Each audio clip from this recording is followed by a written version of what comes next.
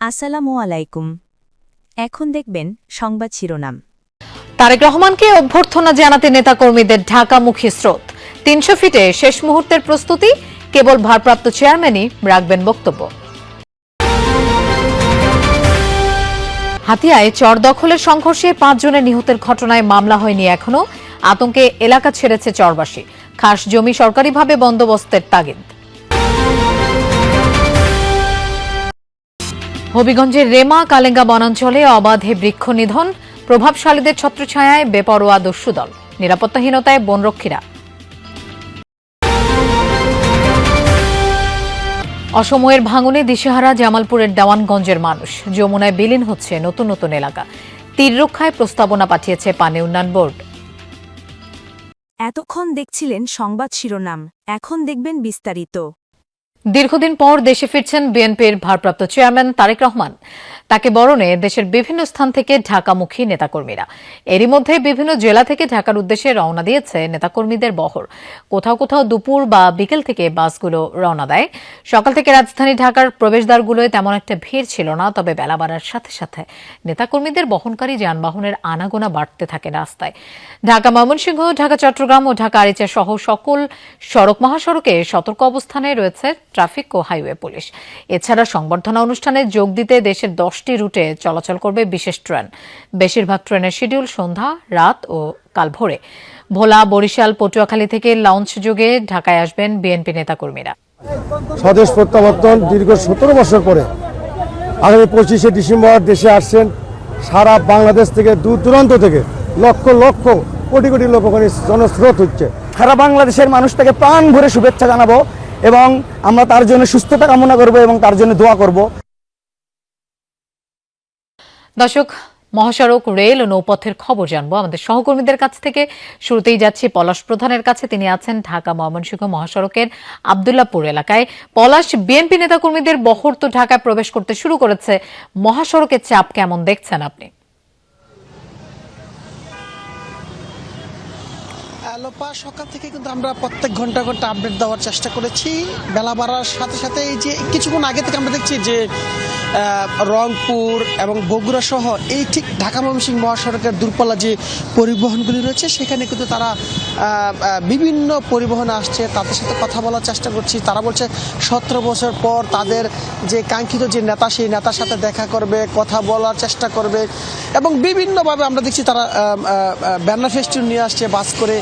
তারা আজকে বাসই থাকবে এমনটা বলছিল। তারা বলছিল যে গতকাল থেকেই তাদের বিভিন্ন আত্মীয়স্বজনের সাথে যোগাযোগ করেছে, সেখানে জায়গা না হওয়া তারা বাসই থাকবে এমনটাই বলছিল। আমরা রংপুর থেকে আসা একটি বাস থামিয়ে কথা বলার চেষ্টা করছিলাম। তারা খাবার সহ নিয়ে এসেছে, এমন চিত্র দেখেছি। অর্থাৎ বলা চলে সব মিলিয়ে যে এই যে একটি অপেক্ষা, অর্থাৎ 17 বছর পর তাদের সেই অপেক্ষা আসলে পূরণ হবে, সেইটি কিন্তু আমরা দেখতে পাচ্ছি। তবে আমরা দেখছি যে অনেক নেতাকর্মী আমরা দেখছি টঙ্গী থেকে তারা পায়ে হেঁটেও কিন্তু একটি বহর নিয়ে তারা আমরা দেখছি মিছিল নিয়ে কিছুক্ষণ আগে 300 ফিটের উদ্দেশ্যে রওনা হয়েছে। অর্থাৎ যদি বলি যে ঢাকা টাঙ্গাইল এবং ঢাকা ময়মনসিংহ মহাসড়ক অন্য অন্য দিনের চেয়ে এই আজকে সকাল থেকে আমরা যেটি দেখেছি, লক্ষ্য করছি যে দূরপাল্লার যে বাসগুলো রয়েছে সেই দূরপাল্লার বাস সবচেয়ে বেশি দেখেছি এবং সেখানেও দেখেছি যে বিভিন্ন নেতাকর্মীরা, যুবদল, বিএনপির মূল দল এবং ছাত্রদল সহ মহিলা দলের বিভিন্ন অঙ্গ সংগঠনের নেতাকর্মীদের তাদের বিভিন্ন ব্যানার ফেস্টুন নিয়ে আমরা দূরপাল্লার পরিবহনগুলো দেখেছি, লক্ষ্য করছি এবং তাদের সাথে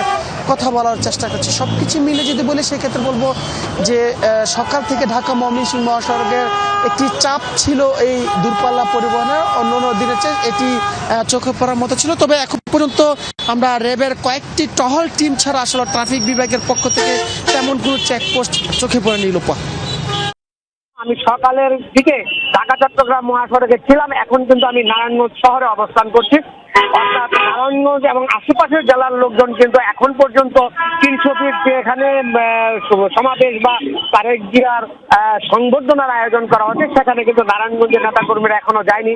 কারণ আপনি জানেন যে নারায়ণগঞ্জ, মুন্সিগঞ্জ এবং আশেপাশের যে জেলাগুলো আছে সেই জেলার লোকজন কিন্তু আগামীকাল সকাল থেকে যেই স্পট দেওয়া হয়েছে এখানে যে মানুষের ঢল নামবে। আমি নারায়ণগঞ্জ জেলা বিএনপি ও মহানগর বিএনপি নেতাকর্মীদের সাথে কথা বলছি। তারা আমাদেরকে দেখে জানিয়েছেন যে নারায়ণগঞ্জ থেকে 2 লক্ষেরও বেশি মানুষ নিয়ে কিন্তু তারা আগামীকালের যে 300 ফিটের রাস্তায় যে সংবর্ধনার আয়োজন করা হয়েছে সেখানে জমায়েত করবেন।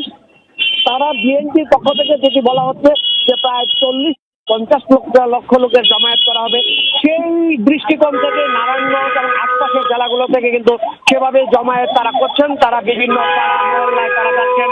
আগামীকালের জনসভা একটি ইতিহাসের সাক্ষী হিসাবে যে ধরনের জমায়েত করা দরকার সকল প্রস্তুতি কিন্তু তারা সম্পূর্ণ করেছেন। বিশেষ করে প্রত্যেকটি উপজেলায় যারা ইতিমধ্যে বিএনপির মনোনয়ন পেয়েছেন এবং যারা মনোনয়ন প্রত্যাশী তারা সকল যারা প্রত্যাশী ঐক্যবদ্ধভাবে যার যার মতো করে এখানে উপস্থিত হবেন বলে আমাদেরকে জানিয়েছেন। বিশেষ করে রূপগঞ্জ, 2500 এবং সোনারগাছ এই এলাকার নেতা কর্মীরাও কিন্তু সেখানে যোগ দিবেন বলে আমরা জানতে পেরেছি। সব মিলিয়ে একটি উৎসব মুখর পরিবেশ চলছে নারায়ণগঞ্জ শহর ও আশপাশের এলাকায়। বিশেষ করে তারেক রহমানের এই যে জনসভা বা সংবর্ধনা আজকে 17 বছর পরে ঢাকায় আসছেন সেটি দেখার জন্য